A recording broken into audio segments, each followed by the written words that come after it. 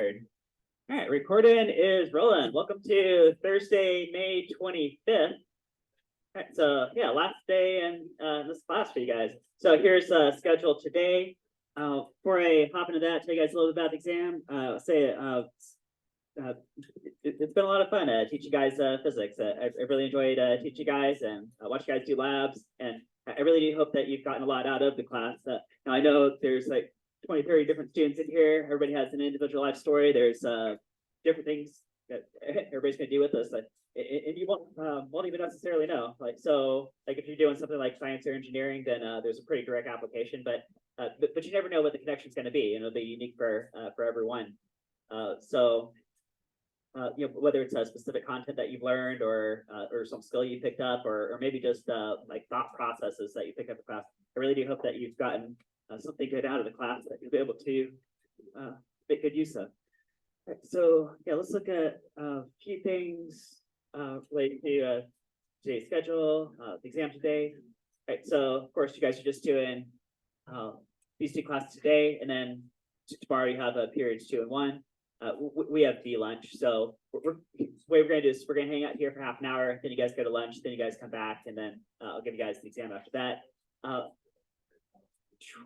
I might possibly have these graded before you walk out the class. It'll be pretty close, right? So I don't want to promise anything, but I'll be sitting here grading as you guys are turning them in, and possibly by the time you guys walk out the door, right? If not exactly then probably not too long after that.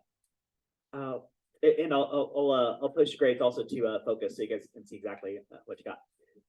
What are you guys going to bring tomorrow to your first period class? Laptop and charger, right? Because you guys got to turn those in, and then yeah, that'll take you to the summer. Another question I've been getting quite a bit is, well, how do you determine what your overall grade is going to be? Or sort of the reverse question, how do you know what you have to get on the exam to get some desired grade? Right? And both of those questions are answered with this map here. They're just a few algebra steps away from each other. And so if you take 40% of your quarter 3, 40% of your quarter 4, and 20% of the exam grade that you guys are about to get here in the next couple hours, and add that all up, you get your overall grade. Here, I put this as fractions, right? And then so let's run an example. Right? Let's say you got like 78 during quarter 3. So I'll do 2/5 of 78 plus, let's see, 2/5. Let's say you got like a 79, right, during quarter 4. Okay, so it's 78, 79. Ooh, I bet you'd probably be wanting to get a B, like an 80, right? So right. Let's say on the exam you get, say I'll do 1/5. Let's say you score a 90. Let's say you score a 90, right? What would you get overall? Ooh, 80.8. All right, so that would put you within B territory. Okay, so you can do that. But you might want to know, well, what would I have to score like at a minimum? So you could do like guess and check here, right? But you could also do the algebra, which I've done plenty of in this class. Right? So the exam grade that you need ends up being 5 times the grade that you want, minus 2 times quarter 3, minus 2 times quarter 4. Right? So the grade you want, let's say again, you're targeting a B, which would be like an 80. Technically, it's like 79.5. It would round up, but I'll call it 80, right? So what would you have to get at a minimum?